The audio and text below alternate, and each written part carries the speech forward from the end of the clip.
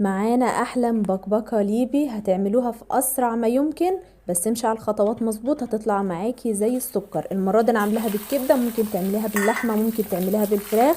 المهم انت تقطعيها مكعبات، وفي ثانيه زي ما انتوا شايفين هنشوح البصلايه مع الكبده، وهننزل بمكعب المرقه، وهننزل بالفلفل الاخضر وقرن الشطه، وننزل بالطماطم، وهننزل بالفلفل الاسمر، واوعي تنسي السبع بهارات، وننزل بكيس المكرونه بعد ما الكبده تاخد لها تشويحه حلوه كده 10 دقايق.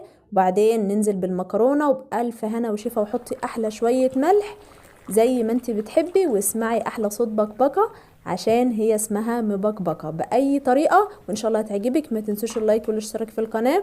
مع السلامه.